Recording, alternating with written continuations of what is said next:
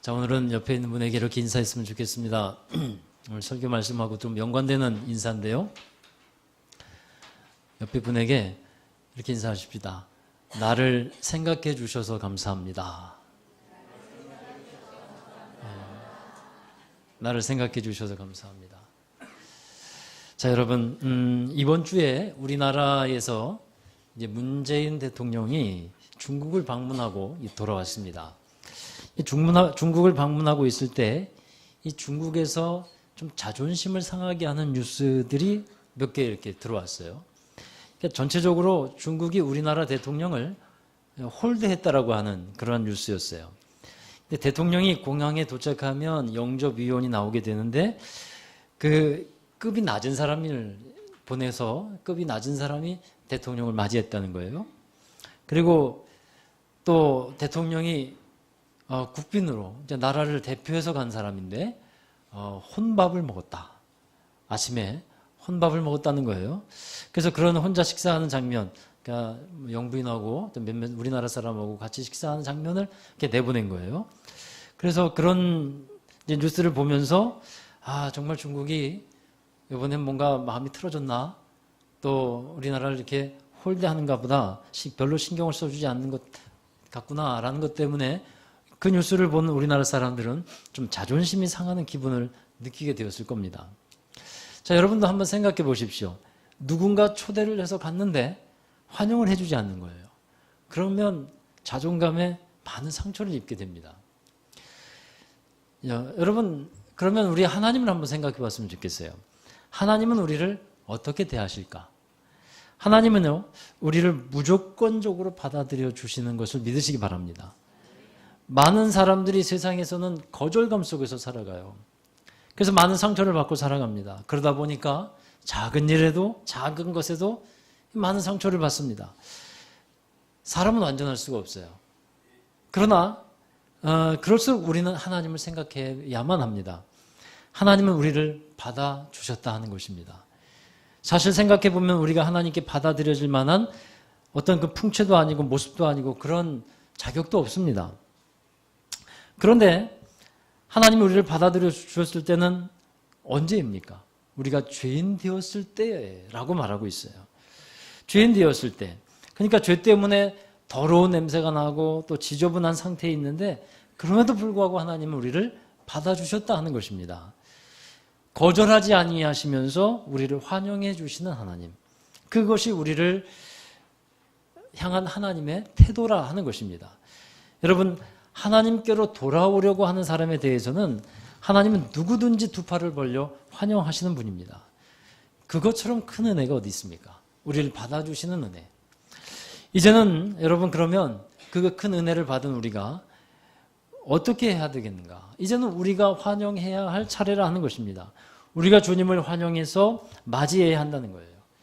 다음 주가 되면 이제 24일, 그 다음에 성탄절이 이어지는데 이 성탄절은 주님이 오신 것을 기억하는 날이에요. 여러분, 이러한 시간들을 정해놓고 지내면서 보내는 것은 어떤 의미가 있냐 하면 다시 한번 우리의 마음과 상태를 점검하면서 주님 오심을 잘 준비하자라는 거예요. 주님을 잘 받아들이고 맞이하는 사람들의 그런 모습이 되어야 하겠는데 그런 사람들의 특징이 있어요. 여러분, 하나님을 영접하는 사람, 예수님을 잘 영접하는 사람들은요, 어떤 특징이 있냐면 다른 사람도 환영하기를 잘합니다. 창세기에 보면 아브라함이 소돔과 고모라 성으로 내려가는 세 사람을 바라봐요. 정오에 문 앞에 앉아 있다가 그 세 사람을 보면서 정말 쏜살같이 뛰어나가죠. 그러면서 그 세 사람을 반갑게 맞아드립니다. 아주 융숭하게 대접을 합니다. 송아지를 잡아서 융숭하게 대접을 해요. 이렇게 세 사람을 영접한 것에 대해서 히브리서에서는 이렇게 말하고 있어요. 히브리서 13장 2절 말씀입니다. 함께 읽어보세요. 손님 대접하기를 잊지 말라. 이로써 부지 중에 천사들을 대접한 이들이 있었느니라. 그러니까 우리가 한 사람을 잘 영접함으로 인해서 그 가운데 누구를 영접하는 것 같다고요? 하나님을 영접하는 것. 천사, 곧 하나님을 영접하는 것과 같다. 그런 은혜가 있다 하는 것이에요. 예전에 미국에 인종차별이 있었을 때 흑인과 백인의 차별이 심하던 시절에 한 흑인 성도가 교회를 들어가려고 하는데 거부를 당했어요. 예배를 드리고 싶었는데. 그래서 그 교회는 이제 백인만 출입하는 교회였어요. 그래서 하도 이 흑인 성도가 서럽고 또 마음이 아파가지고 교회의 담벼락을 붙잡고서 그렇게 기도를 하고 있는데요. 그때 그에게 예수님이 나타났어요. 그러면서 말씀을 해주시는데 이렇게 말씀하시더라는 거예요. 나도 저 교회에 들어가지 못했단다. 나도 저 교회에 들어가지 못했단다. 여러분, 우리가 서로를 받아들이지 못한다면 어떻게 하나님을 받아들일 수 있겠습니까? 사랑하는 여러분, 이제 성탄절이 다음 주로 다가왔는데 매년마다 맞이하는 성탄절, 이러한 성탄의 절기를 보내면서 특별한 우리 마음들을 가져야겠습니다. 왜 주님은 우리에게 오셨는가? 그 주님은 나와 어떤 상관이 있는가? 그리고 나는 주님을 어떻게 맞이해야 하는가? 여러분, 대강절 3주차를 맞이하면서 저는 여러분과 함께 주님을 맞이하는 두 가지 자세에 대해서 말씀을 나누려고 합니다. 먼저 첫 번째는, 우리에게 필요한 첫 번째 자세는 은혜에 대한 갈망이 있어야겠다라는 것입니다. 시편 67편 1절의 말씀입니다. 함께 읽습니다. 하나님은 우리에게 은혜를 베푸사 복을 주시고 그의 얼굴빛을 우리에게 비추사. 이 구절에서 느낄 수 있는 시인의 마음이 뭐냐면요, 하나님의 은혜에 대한 갈망이라는 것이에요.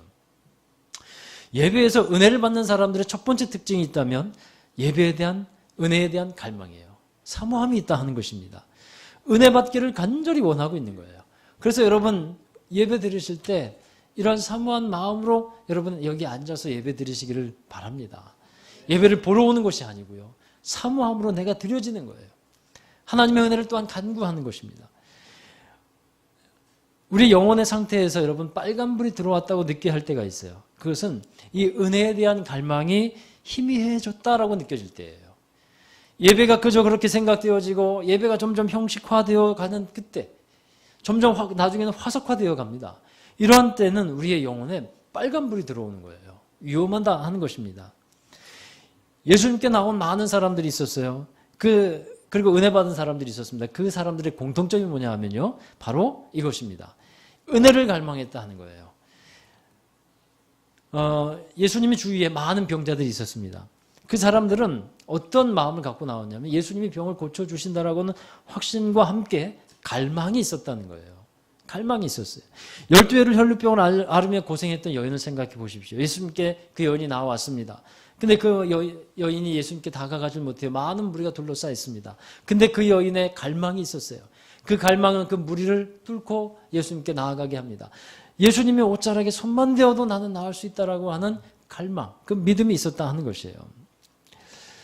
또 친구가 중풍병에 걸려가지고 예수님께 나아가지 못하게 되니까 이 사람을 이제 친구들이 다 들것에 싣고서 예수님께 나온 사람들이 있잖아요. 지붕을 뚫고서 그를 이제 내려서 예수님 앞에 보이도록 합니다. 예수님이 그 사람을 고쳐주시는데 그때 예수님은 이렇게 말씀해요. 그들의 믿음을 보셨다. 이렇게 말씀해요. 여러분, 여기서 우리가 알 수 있는 것은 뭐냐면요, 진짜 믿음에는 그 갈망이 들어가 있다는 거예요. 갈망하는 그런 마음이 들어가 있는 것이 진짜 믿음이라는 것을 말씀하고 있습니다. 제가 2박 3일 동안 일본에 다녀왔는데요. 일본 사람들이 예수님을 잘 안 받아들여요, 보니까. 근데 제가 의아하게 생각되는 것이 있었어요. 일본의 거리들을 보니까 우리나라보다도 성탄절의 분위기가 훨씬 더 좋아요. 성탄 트리가 여기저기 다 장식이 돼 있어요. 사실 우리나라는 IMF 이후에 이런 성탄 장식 이런 것들이 많이 밖에 사라져 가고 있는 것 같아요.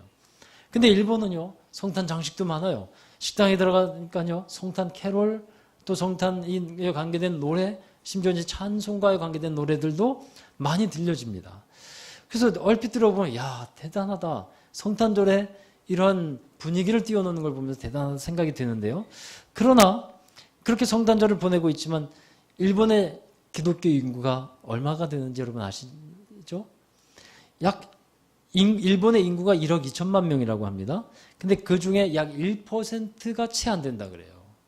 그러니까 굉장히 적은 인구예요. 그럼 우리나라는 어떻습니까? 우리나라는 2009년도 한국선교연구원의 보고에 의하면 기독교 인구가 27.1%였대요. 일본과 비교해 보면 우리나라가 월등히 기독교 인구가 많습니다. 근데 여러분 왜 일본은 하나님을 잘 받아들이지 않을까? 일본에서 함께 했던 선교사님 얘기를 들어보니까 일본은 편의점이 많잖아요. 편의점 수가 가는 곳마다 진짜 편의점이 있어요. 편의점이 일본에 몇 개가 있냐면 전국에 6만 개 정도가 있대요. 6만 개. 많은 거예요. 와, 한번 해보세요. 많은 거예요. 6천 개도 아니고 6만 개. 근데 일본에 또 신사라는 것 아시죠? 절하고 신사하고 좀 다르지만 신사가 얼마나 되는지 아세요? 신사가 12만 개라고 합니다. 예, 그래, 이런 반응이 좋아요. 예, 신사가 12만 개래요. 편의점도 6만 개인데 신사가 12만 개예요. 그만큼 가는 곳곳마다 신사가 많이 있어요. 그 신사에서 뭐 합니까? 신을 섬기죠? 일본에는 신이 몇만 개요? 800만 개. 네, 아주 좋습니다. 일본에는 신이 800만 개 우상이 있대요. 여러분, 일본 사람들은요, 또한 기독교를 반대를 안 합니다. 반대하지 않아요.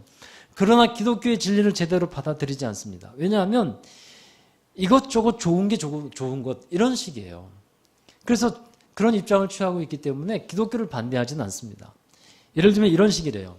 한 가정에서 아기가 태어났어요. 태어나면 신사에 가서 의식을 치른대요. 그 아이가 자라서 결혼할 때가 됐습니다. 목사님이 주례를 합니다. 장례식이 됐어요. 이제 돌아갔어요. 그러면 절에 갔다가 모십니다. 이런 식이라는 거예요. 좋은 게 좋은 거라는 거예요. 그들의 신앙이. 그러니까 하나님을 거부하는 것은 아니지만 하나님을 어떻게 생각할까요? 많은 신들 중에 하나, 많은 우상들 중에 하나, 이렇게 그들은 받아들이고 있다는 거예요. 일본에서 가장 많은 신도수를 자랑하고 있는 종교가 있어요. 그게 뭐냐면 남묘호랑개교예요. 우리나라의 창가학회라고 알려져 있어요. 혹시 그런 걸 보거든 이제 이게 남묘호랑개교구나 하고 여러분 아시면 되는데 신도수가 9,700만 명이라고 합니다. 어마어마하죠. 그래서 그 남묘호랑개교가 정당도 만들었어요. 지금 일본에서 또 크게 활동하고 있는 정당이에요. 선교사님에게 물어봤어요. 그럼 그들은 뭘 믿냐? 나도 남묘호랑개교에서 잘 모르는 상태여서. 그때 선교사님 대답이 그들은 주로 불교의 변형에 가까운데 불교의 이제 법화경이라는 경전을 중심으로 설법을 선포하는데 기독교에서도 좋은 것 가져오고 다른 종교에서도 좋은 것 이것저것 다 갖고 와가지고 섞어놨대요. 한마디로 여러 종교에서 좋다고 생각되는 것들은 다 합쳐놓은 거예요. 그래서 일본에서는 오음 진리교 같은 이 신흥 종교가 발달하기 아주 좋은 토양이라고 합니다. 그러니까 여러분 일본 사람들을 보니까요. 복에 대한 강한 열망을 갖고 있어요. 어떤 신에 대한 두려움도 갖고 있지만 복에 대한 강한 열망을 갖고 있어요. 그러다 보니까 복을 준다고 하는 것이 있으면 그냥 자기의 신으로 삼아버려요. 제가 지난 금요일 저녁에도 이 말씀을 예를 드렸는데 길을 가다가 나무 뿌리에 걸려서 넘어졌어요. 그런데 오히려 다치지 않았어요. 그리고 넘어졌는데 그 앞에 돈이 있어. 그러면 그 사람은 그 나무 뿌리를 캐갑니다. 그래서 어디다 놓을까요? 자기 집에다 모셔놓는 거예요. 그리고 그걸 섬기는 거예요. 이런 식으로 만들어 놓은 게 800만 개의 우상이라 하는 것이에요. 여러분 한번 우리도 생각해 보십시다. 복에 대한 열망이 우리에게도 있잖아요. 그렇죠? 그런데 이런 생각을 하는 사람이 있어요. 하나님만이 복을 주시는 게 아니다. 부처도 복을 주고 무당도 복을 주고 다른 어떤 것이 복을 준다. 그렇게 한다면 그 사람은 어떻게 반응할까요? 그 사람은 오늘은 이 믿음, 내일은 저 믿음. 믿음은 믿음인데 무엇이 믿음인지 도무지 모를 믿음을 갖고 살게 될 거예요. 그러니까 그저 어떤 믿음일까요? 그저 잘 되는 믿음. 옛날에 여러분 우리 조상들이 선왕당이나 어디 가서 물 떠놓고 빌 때 보죠. 비나이다 비나이다 그저 잘 되게 하옵소서. 그냥 비나이다 비나이다 잘 되기로는 그냥 잘 되는 거잖아요. 이런 믿음을 갖게 될 거라 하는 것이에요. 여러분 우리가 믿고 있는 하나님은 복을 주시는 분이 맞습니다. 그러나 다른 신들 중에 한 분으로 우리에게 복을 주시는 분이 아니라 하는 것입니다. 유일하신 하나님, 우리가 믿을 유일한 대상이 되는 분이심을 꼭 믿기를 바랍니다. 예수님이 제자들에게 이렇게 물어보셨죠. 사람들이 나를 누구라 하느냐? 그리고 너희는 나를 누구라 하느냐? 베드로는 말하기를 많은 사람들은 예수님을 훌륭한 사람 중에 한 분이라고 말하지만요. 저는 믿습니다. 주는 그리스도시요 살아계신 하나님의 아들입니다. 그렇게 저는 믿습니다. 여러분, 이런 고백들이 우리의 고백이 되어야 하는 것입니다. 우리에게 주님을 향한 이런 분명한 열망이 있어야 한다는 거예요. 주님을 갈망하는 그 마음이 우리에게 필요하다는 것입니다. 그러할 때 우리가 제대로 주님을 맞이할 수 있게 되는 것입니다. 두 번째로 우리가 가져야 되는 자세가 있어요. 넓은 마음으로 주님을 맞이하라 하는 것입니다. 자, 우리 시편 67편 2절 3절의 말씀입니다. 함께 읽습니다. 주의 도를 땅 위에 주의 구원을 모든 나라에 알리소서. 하나님이여 민족들이 주를 찬송하게 하시며 모든 민족들이 주를 찬송하게 하소서. 시인은 하나님이 우리에게 은혜를 베풀어 달라고 하면서 그로 인해서 그 하나님의 은혜가 모든 민족에게 전해질 수 있기를 기도하고 있는 겁니다. 이 시인은 정말 하나님의 마음을 제대로 알고 있어요. 자신만을 위한 하나님이 아닌 모든 사람들을 위해 존재하는 하나님, 그 하나님을 알고 있다는 거예요. 몇 주 전에 요나서를 제가 설교를 했어요. 그 요나서에 보면 요나의 선교관, 또 이스라엘 민족의 구원관이 나와 있어요.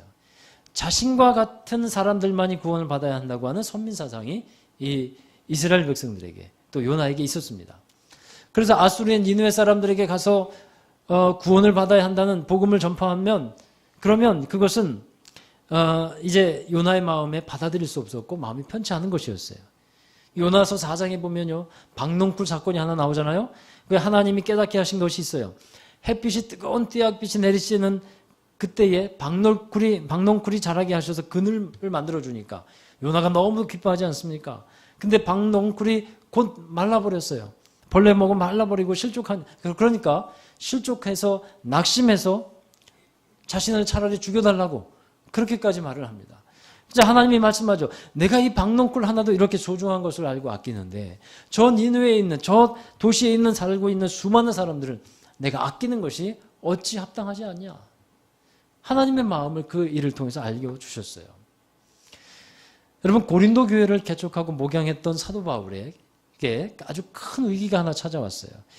예루살렘으로부터 내려온 사람들이 있었는데 그들이 바울을 비판하기 시작하는 거예요. 그들의 주장은 이러했습니다.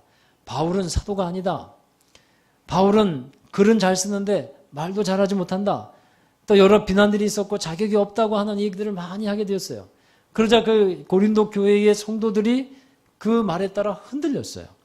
그런 상황에서 이제 바울은 또 화도 났고 또 여러 가지 힘든 그 마음도 많았는데 그 시간이 지나면서 모든 그 마음들을 다 정리하면서 서신을 써 보냅니다. 그게 바로 고린도 후서예요. 바울은 많이 속상했고 힘들었는데 이미 마음에서는 다 정리를 했어요.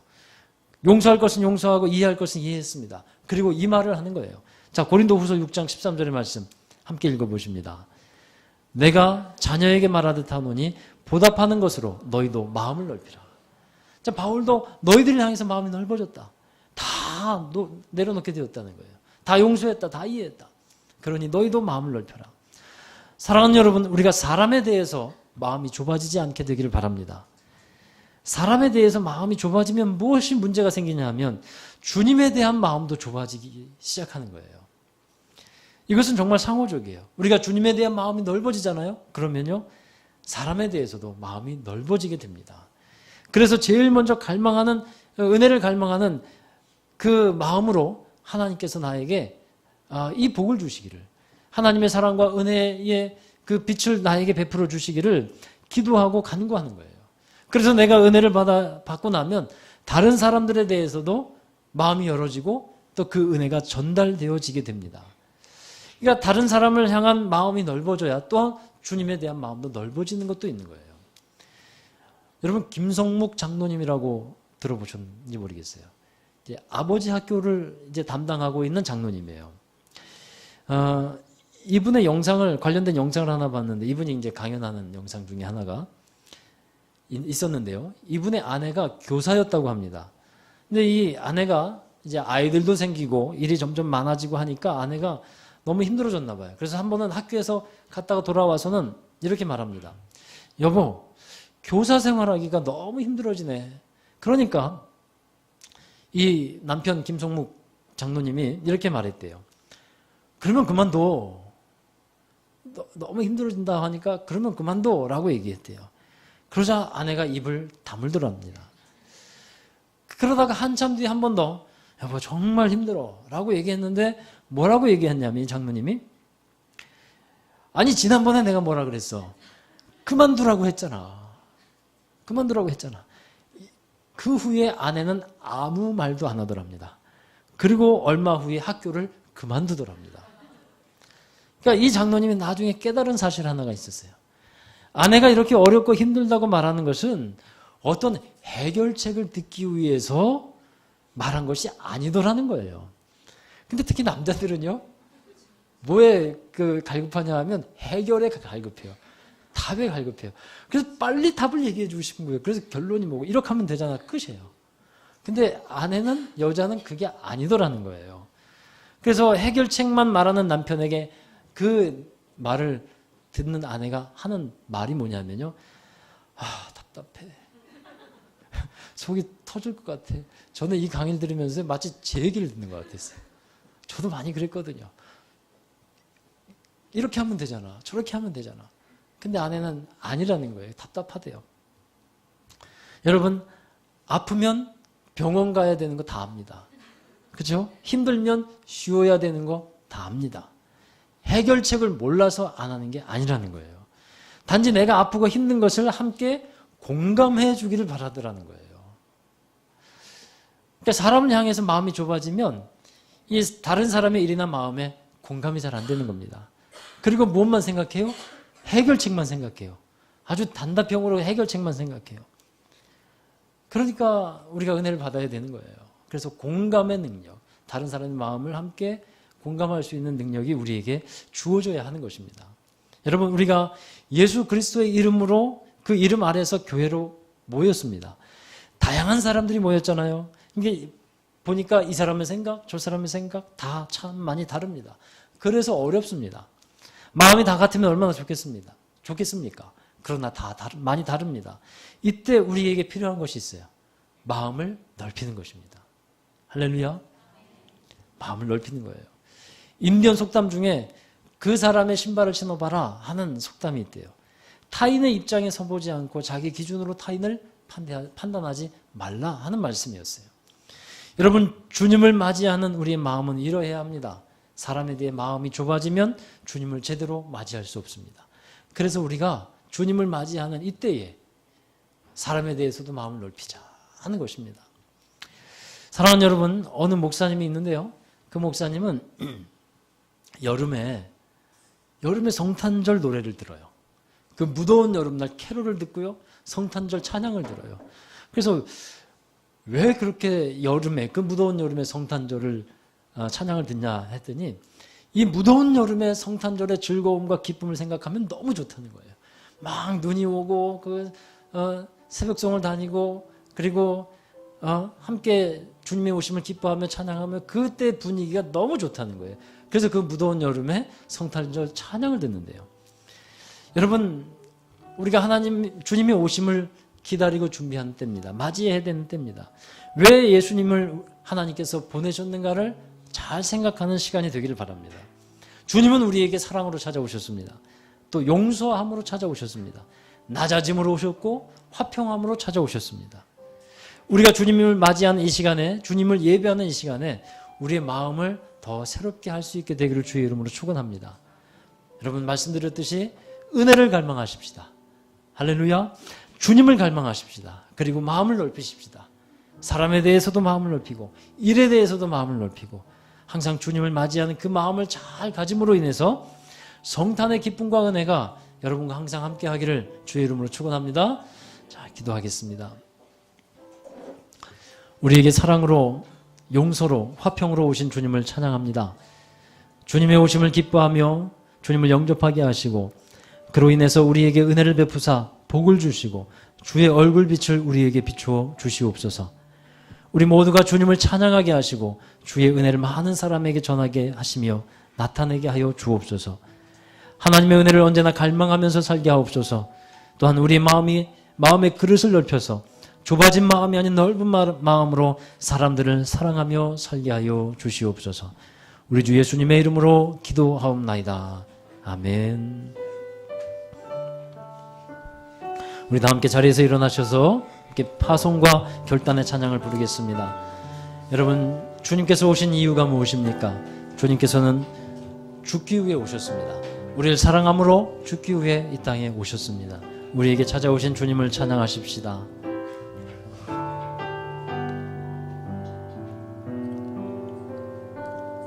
이 세상 가장 아름다운